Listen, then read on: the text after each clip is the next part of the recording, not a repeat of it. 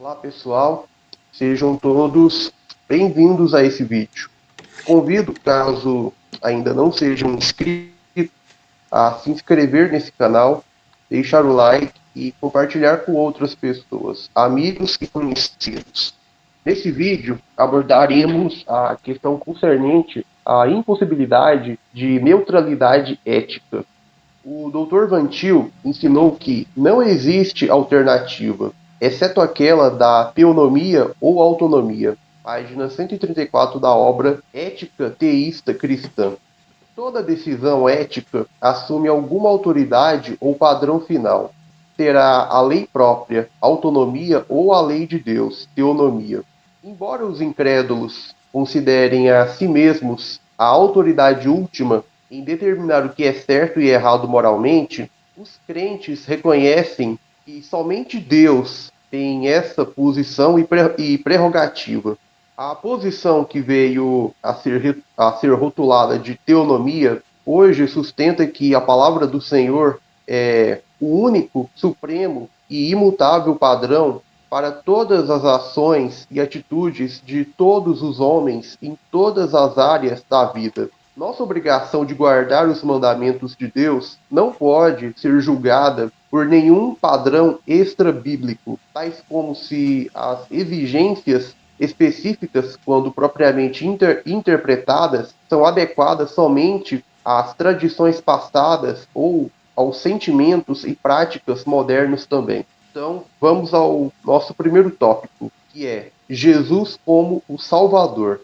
Quando qualquer de nós vem a Cristo para a salvação, é com um senso do nosso pecado e miséria diante de Deus. Nossa própria necessidade do Salvador procede de uma convicção do pecado, produzida em nossos corações pelo Espírito Santo, ao nos mostrar nossa culpa em violar os mandamentos de Deus. Como Paulo escreveu, eu não teria conhecido o pecado senão por intermédio da lei. Romanos 7,7. A lei define o que é o pecado. 1 João 3,4. Como tal, a lei não pode ser nosso veículo pessoal para ganhar favor com Deus. Antes, ela mira para Cristo como nossa única justiça, nos instruindo que a justificação deve ser pela fé nele. Romanos 10,4. Gálatas 3,24.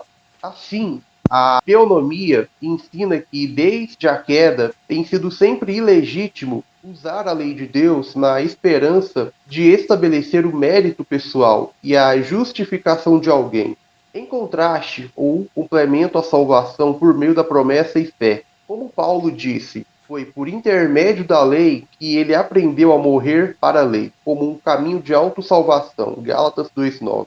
O comprometimento, a obediência é apenas um estilo de vida da fé, um sinal de gratidão à graça redentora de Deus. Porque pela graça sois salvos, mediante a fé, não de obras, pois somos feitura dele, criados em Cristo Jesus para boas obras, as quais Deus de antemão preparou para que andássemos nela. Efésios 2, 8-10. Em What is Fight, J. Grisham Machen argumenta que uma nova e mais poderosa proclamação da lei é talvez a necessidade mais premente do momento. Uma visão baixa da lei sempre traz o legalismo para a religião. Uma visão alta da lei faz do homem alguém que busca a graça. Oremos a Deus para que a visão alta da lei possa prevalecer novamente. Páginas 141 a 142. Segundo tópico. Jesus como Senhor. Bom, após vir a Cristo em fé e arrependimento, todos nós naturalmente perguntamos como um cristão deve viver. A. Hodge responde: embora Cristo tenha cumprido a lei para nós, o Espírito Santo cumpre a lei em nós,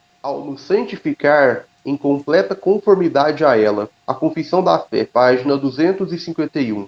Paulo escreve em Romanos 8, 4-9, que os homens não regenerados são inimigos de Deus, que não podem se submeter à sua lei, mas aqueles que andam pelo Espírito Santo se sujeitam a essa lei. O próprio Paulo endossa que deveríamos, no tocante ao homem interior, ter prazer na lei de Deus. Romanos 7, 22. O cristão confessa que Jesus é o Senhor, olhando assim para as diretrizes de Jesus a fim de guiar sua vida. Jesus disse: Se me amais, guardareis os meus mandamentos. João 14:15. Além do mais, aspiramos a ensinar outros a observar tudo o que ele nos ordenou. Mateus 28:18-20. Tais padrões morais saudáveis e necessários certamente não são um fardo para o crente que se curva diante de Cristo como Senhor. 1 João 5:3. Além disso, como nosso Senhor Jesus nos ensina, o homem deve viver de toda a palavra que procede da boca de Deus. Mateus 4:4. Não temos o direito de editar os mandamentos de Deus para nós mesmos, decidindo seguir aqueles que concordam com nossas ideias preconcebidas e rejeitando as outras. Tiago ensina que não devemos nos tornar juízes da lei, mas antes praticantes da lei. 4 versos 11-2. Quebrar até mesmo um ponto da lei é ser culpado de quebrar toda ela. Capítulo 2, verso de número 10. O todo da lei é o nosso dever, exceto onde o legislador e Senhor revela de outra forma. Deus nos proíbe de diminuir seus mandamentos sobre nossa própria autoridade. Deuteronômio 4:2. Toda a Escritura, mesmo o Antigo Testamento, é proveitosa, disse Paulo, para o ensino na justiça, de forma que possamos estar perfeitamente habilitados para toda boa obra. 2 Timóteo 3:16-17. Dessa forma, a teonomia vê as leis de Deus dirigindo o comportamento moral para ser um reflexo de seu caráter imutável. Tais leis não são arbitrárias, mas objetivas, universal e absolutamente obrigatórias. É a lei de Deus que sede santos porque eu sou santo, 1 Pedro 1,16, citando Levítico. A lei não pode ser criticada ou desafiada por nós. Ela é santa, justa e boa, Romanos 7,12. Essa lei moral foi revelada a Israel em oráculos e ordenanças, mas até mesmo os gentios mostram a obra da lei em seus corações e conhecem suas ordenanças a partir da ordem natural e consciência interior. Romanos 1,32, 2,14-15. Quem então está debaixo da autoridade da lei de Deus? Paulo responde: todo o mundo. Romanos 3,19. Terceiro tópico: a teologia do pacto. Continuando. A lei revelada por Moisés e pelos subsequentes escritores do Antigo Testamento foi dada dentro de uma administração pactual da graça de Deus que incluía não somente instrução moral, mas gloriosa e misericordiosamente promessas, profecias, sacrifícios, pela circuncisão, pelo Cordeiro Pascual e outros tipos de ordenanças dadas ao povo judeu, prefigurando tudo Cristo que havia de vir. Confissão de Fé de Westminster. A própria revelação de Deus nos ensina que os crentes da nova aliança, que têm a lei poderosamente escrita em seus corações, Jeremias 31:31, Hebreus 8:8-12, não mais seguem as sombras e detalhes administrativos da antiga aliança. Eles são obsoletos, Hebreus 8:13, tendo sido impostos somente até o tempo quando o Messias viria, Hebreus 9:10, Colossenses 2:17. Assim, por exemplo, sobre a base da própria instrução de Deus, não mais utilizamos sacrifícios de animais no templo e um sacerdote levita. Hebreus 7-10. As leis dietéticas foram postas de lado, pois Deus purificou os alimentos impuros, representando os gentios, dos quais Israel deveria ser separado ou santificado. Atos 10.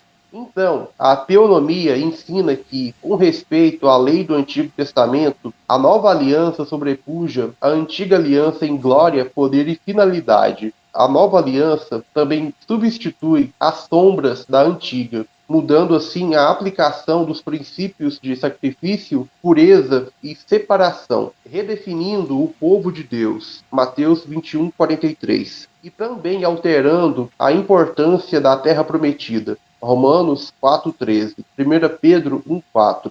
O que é crucial que se observe aqui é que a ética teonomista chega a essas conclusões sobre a base da instrução bíblica. Os homens não têm nenhum direito de alterar ou desprezar as leis do Antigo Testamento por causa de suas arbitrariedades, tradições sociais ou ideias preconcebidas sobre o que é moralmente apropriado ou inapropriado na lei mosaica. Eles não têm nenhum direito de aumentar a descontinuidade entre o antigo e o novo pacto, o que pode ser garantido a partir da revelação divina. Assim, a teonomia ensina que deveríamos presumir que as leis do Antigo Testamento continuam a ser moralmente obrigatórias no Novo Testamento, a menos que tenham sido anuladas ou modificadas por revelação posterior. A metodologia da teonomia é absolutamente contrária àquela da teologia dispensacionalista, que mantém que tudo dos mandamentos do Antigo Testamento deveria ser considerado, sem nenhuma exegese, como abrogado, a menos que os mesmos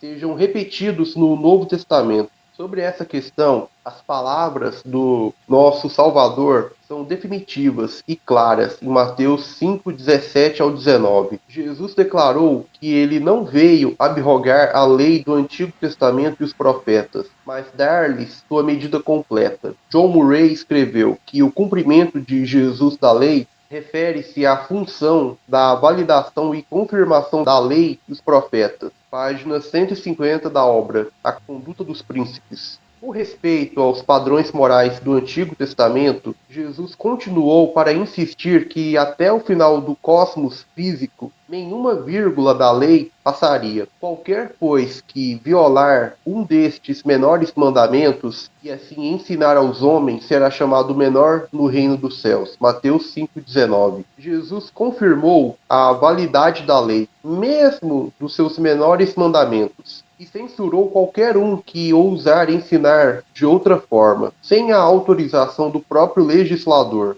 Os cristãos do Novo Testamento devem agir sobre a pressuposição da continuidade com o código moral do Antigo Testamento. Agora vamos ao quarto tópico. Jesus é o Rei dos Reis. Essa continuidade geral que pressupomos com respeito aos padrões morais do Antigo Testamento se aplica à ética política. John Murray chamou de erro fatal imaginar que a revelação cristã, a Bíblia, não chega à autoridade civil com uma demanda por obediência às suas direções e preceitos de uma forma tão rigorosa e inescapável como quando diz respeito ao indivíduo, família e igreja. Em adição a ser o cabeça da igreja, Cristo foi feito rei sobre todos os reis terrenos. 1 Timóteo 6,15. Soberano dos reis da terra. Apocalipse 1,5. A ele, por direito, devemos nossa lealdade e obediência. Ele foi investido com toda a autoridade no céu e na terra. Mateus 28,18. E deve ser nossa oração que a vontade de Deus seja feita na terra, assim como é perfeitamente feita no céu. Mateus 6,10.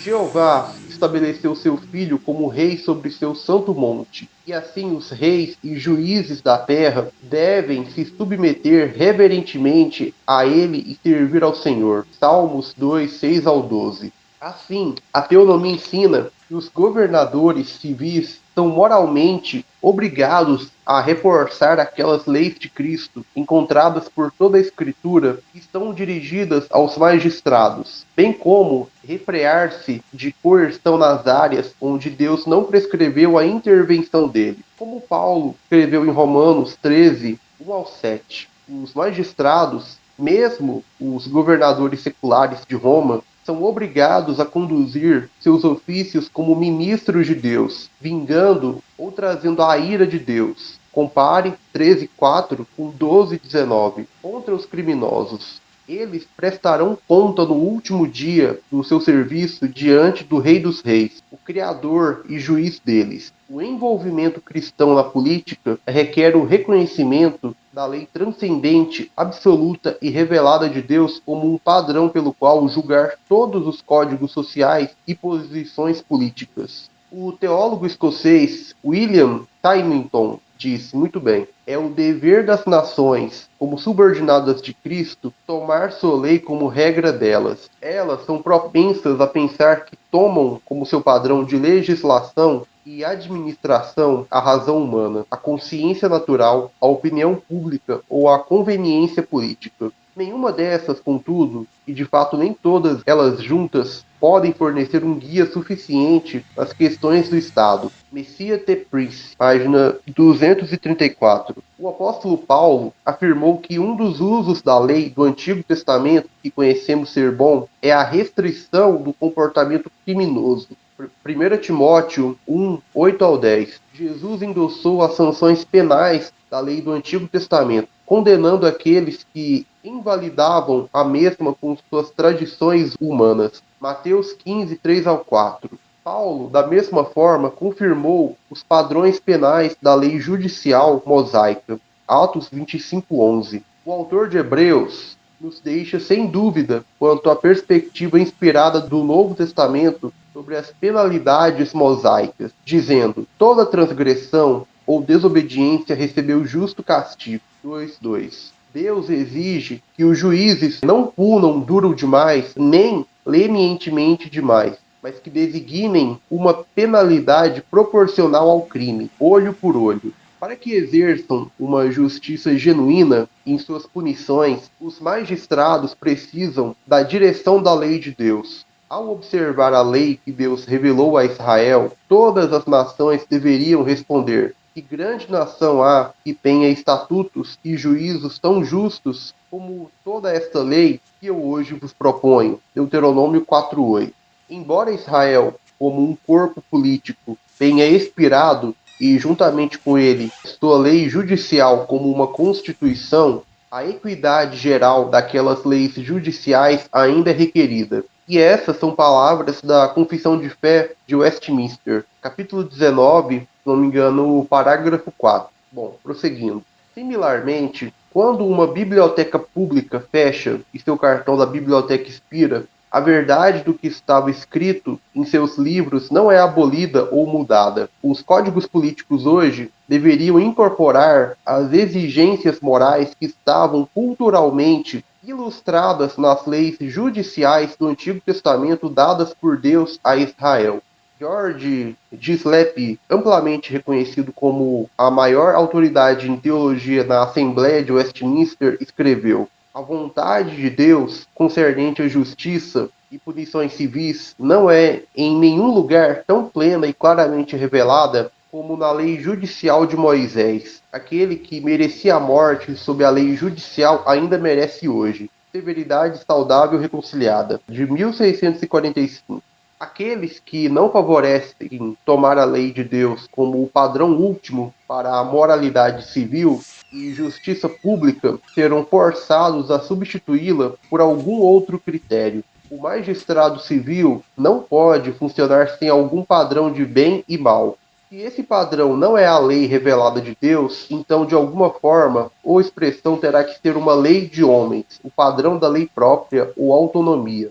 Os homens devem escolher em seus negócios civis serem governados pela lei de Deus, teonomia, ou serem governados por tiranos, ou aquecer a crescente degeneração social. Bom, com isso fica claro que não existe neutralidade ética. Governos são pessoas. E se pessoas não são por Cristo, então são contra Cristo. Se pessoas tomando decisões, concebendo ideias, pondo em prática determinadas ações, se essas pessoas não se submetem à lei de Deus, elas seguem a lei própria, não as ordenanças que a Escritura prescreve. Não existe neutralidade ética no âmbito da vida pessoal, na família, na igreja, nos negócios privados, na educação, no trabalho e tampouco na esfera da política ou Estado. Bom, vamos encerrando por aqui. Espero que o conteúdo desse vídeo venha a te edificar na sua vida cristã. Agradeço pela atenção